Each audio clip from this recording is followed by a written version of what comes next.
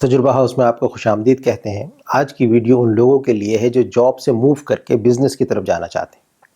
اگر آپ بھی ایسا ارادہ رکھتے ہیں تو آپ کے دل میں بھی فیلئر کا خوف ضرور ہوگا۔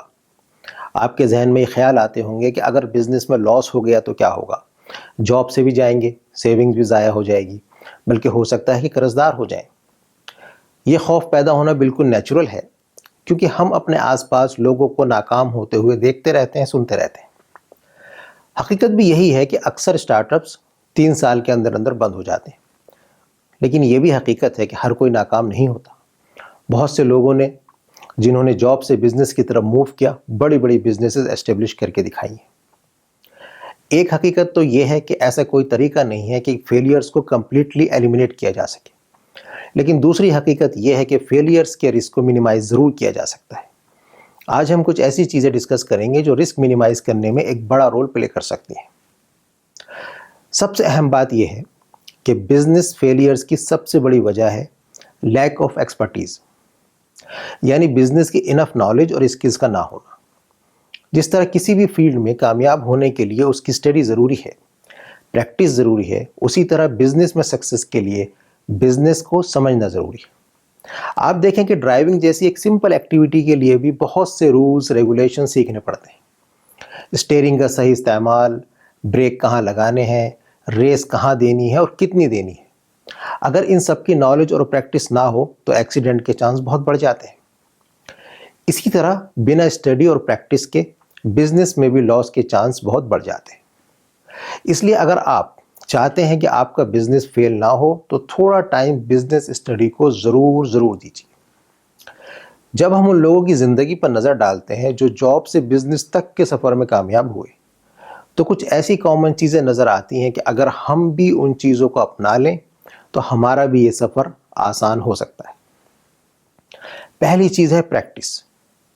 بزنس اسٹڈی کے دوران آپ جو مختلف اسکلز حاصل کرتے ہیں ان کی پریکٹس کیجیے اور اپنی کرنٹ جاب پر رہتے ہوئے کیجیے۔ آپ جو کام کرتے ہیں اسے بزنس ایکٹیویٹی سمجھیے، اپنے امپلائر کو کسٹمر سمجھیے اور اپنی سیلری کو بزنس سے کمایا ہوا پروفٹ۔ آپ جو ایفرٹس اپنی بزنس میں کرنے کا ارادہ رکھتے ہیں وہ اپنے امپلائر کے لیے کیجیے۔ سیلز، مارکیٹنگ، پروڈکشن، آپریشن، جہاں بھی آپ کو امپرومنٹ کی گنجائش لگتی ہے اس ایریے کو امپروو کرنے کی کوشش کیجیے۔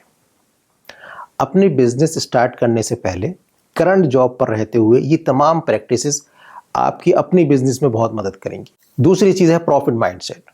صرف سیلری پر ڈیپینڈ نہ رہیے، بونس یا کمیشن کو اپنائیے۔ جب بھی کوئی سیلز یا پروڈکشن کا ٹارگٹ آپ کو دیا جائے اس کے بدلے میں بونس کی ریکویسٹ کیجیے۔ اپنے آپ کو چیلنج دیجیے، ٹارگٹ سے زیادہ کرنے کی کوشش کیجیے اور اس کے بدلے میں ایک اچھے بونس کی ڈیمانڈ کیجیے۔ اپنے سینئر سے ڈیل کیجیے کہ اگر جو پروجیکٹ آپ کے پاس ہے اس کو ڈیڈ لائن سے پہلے ڈیلیور کر دیا جائے تو کیا آپ کو کچھ بونس مل سکتا ہے؟ ہو سکتا ہے کہ آپ کو کوئی بونس نہ ملے، لیکن آپ کی یہ کوشش ایک فکسڈ سیلری سے نکال کر پروفٹ مائنڈ سیٹ کی طرف لے جائے گی، اور یہ مائنڈ سیٹ کسی بزنس کی کامیابی کے لیے بہت ضروری ہے۔ تیسری اور آخری چیز ہے پوزیشن۔ اپنی کمپنی میں ٹاپ سے ٹاپ پوزیشن حاصل کرنے کی کوشش کیجیے۔ Leader per step by step آگے بڑھیے اور لیڈرشپ کی طرف جائیے۔